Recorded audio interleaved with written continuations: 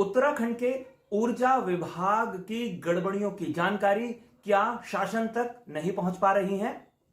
क्या प्रधानमंत्री कार्यालय के निर्देश पर हुई विजिलेंस जांच का कोई नतीजा निकल पाया है या वो भी ठंडे बस्ते में चली गई है?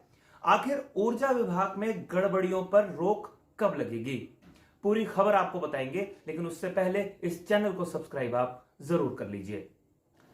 नमस्कार, मैं हूं मनमोहन भट्ट। उत्तराखंड का ऊर्जा विभाग ऊर्जा उपलब्ध कराने से ज्यादा राज्य को विवाद दे जाता है। विवाद इस कदर बढ़ जाते हैं कि कई बार मामला प्रधानमंत्री कार्यालय तक पहुंच जाता है, लेकिन विभागीय अधिकारियों की मौजूदगी या विभागीय अधिकारियों की ताकत का अंदाजा इस बात से लग जाता है कि प्रधानमंत्री कार्यालय के निर्देश पर हुई विजिलेंस जांच भी दबा दी जाती है। कौन कौन वो अधिकारी हैं जिनके खिलाफ जांच हुई, अभी तक ये भी स्पष्ट रूप से जानकारी सामने नहीं आई है। और शासन में जो अधिकारी बैठे थे उन्होंने आखिर ये जांच क्यों दबाने दी, इस पर भी सभी सरकारें मौन रही हैं। सभी सरकारों की अगर मैं बात करूं तो 3 मुख्यमंत्री उत्तराखंड में बीजेपी सरकार ने 2017 से अब तक दिए। तीनों मुख्यमंत्री कार्यालयों को इसकी जानकारी अगर नहीं थी तो इसका दोषी कौन होगा, किसकी जिम्मेदारी होगी? उत्तराखंड के 3 ऊर्जा निगम हैं, उसमें से पिटकुल यानी power transmission corporation of Uttarakhand limited एक ऐसा निगम है जहां पर मनमाने तरीके से काम कुछ ज्यादा ही हो रहा है। अगर अपनी चहेती कंपनी को काम नहीं दिया तो यहां के अधिकारियों ने नियम कायदे ताक पर रख दिए। कंपनियों को काम देने के लिए एड़ी चोटी का जोर लगाया गया और जिन कंपनियों को काम दिया गया उन्होंने गलत इक्विपमेंट सप्लाई किए। तय सीमा से बढ़ी हुई दरों पर सामान सप्लाई किया जाता रहा। अधिकारियों ने आंखें मूंदी रही, लेकिन सरकार ने भी आंखें मूंद ली। यह अपने आप में एक बड़ी बात है। ताजा मामला 2013 का है। Power transmission corporation of Uttarakhand ने करोड़ों रुपए के 7 ट्रांसफार्मर्स खरीदने के लिए टेंडर जारी किए। इन टेंडर्स में अल्स्टॉम कंपनी ने भी हिस्सा लिया था। अल्स्टॉम कंपनी ने 20 MVA और 160 MVA ट्रांसफार्मर्स के लिए सबसे कम रेट दिए थे, लेकिन विभाग ने गोलमाल कर 20 MVA के ट्रांसफर्स के ऑर्डर अपनी चहेती कंपनी IMP को दे दिए। मामला यहीं पर भी रुक जाता तो भी गनीमत थी। 160 MVA के 2 नग ट्रांसफार्मरों का ऑर्डर अल्स्टॉम कंपनी को कर तो दिया, लेकिन उस ऑर्डर को कैंसिल करके एक विवाद खड़ा हो गया। आरोप है कि मुख्य अभियंता ने इसमें कुछ गड़बड़ की है। IMP इस टेंडर में दूसरे नंबर पर रही थी और इसके बाद विवादों में विभाग के कई अधिकारी आ गए थे जिन्होंने मामले को रफा दफा करने की कई बार कोशिश की। विभाग के अधिकारियों की मनमानी का अंदाजा इस बात से लगाया जा सकता है कि जब बिड खोल दी गई थी तो उसके बाद टेक्निकल पैरामीटर्स बदल दिए गए थे।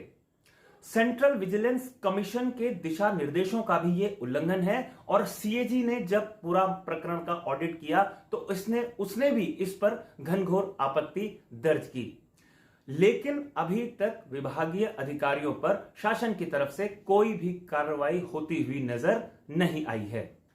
उत्तराखंड का जो प्रोक्योरमेंट रूल 2008 है, इस प्रक्रिया में उसका भी पालन नहीं किया गया। इससे संदेह होता है कि इस पूरे प्रकरण में अधिकारियों की कहीं ना कहीं मिलीभगत है।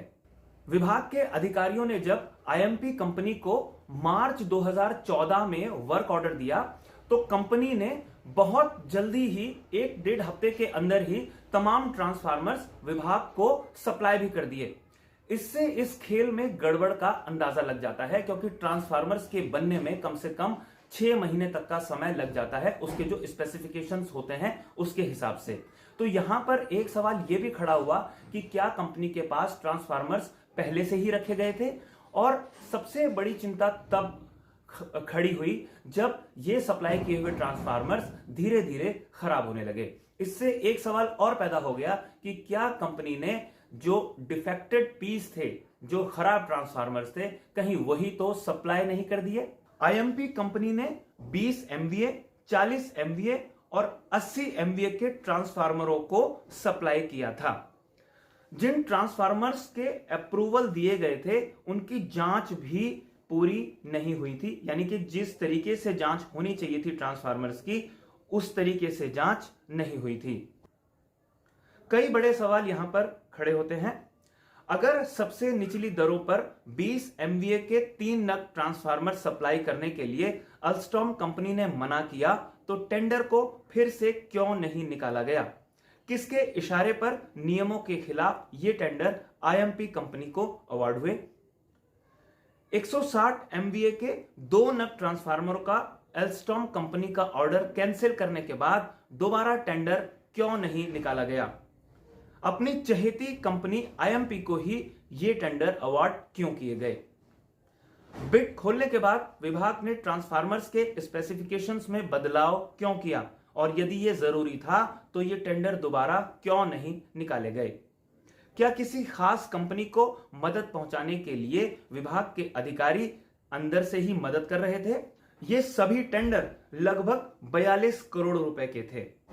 कई ट्रांसफार्मर्स खराब हो गए, लेकिन अभी तक सरकार चुप है। आपको ये रिपोर्ट कैसी लगी हमें जरूर बताइएगा। अगर आपको ये रिपोर्ट पसंद आई है तो इसे लाइक कीजिए, इसे शेयर कीजिए, और अगर इस चैनल को आपने अभी तक सब्सक्राइब नहीं किया है तो इस चैनल को सब्सक्राइब जरूर कीजिए। अगली रिपोर्ट में आपसे एक बार फिर मुलाकात होगी, तब तक के लिए नमस्कार।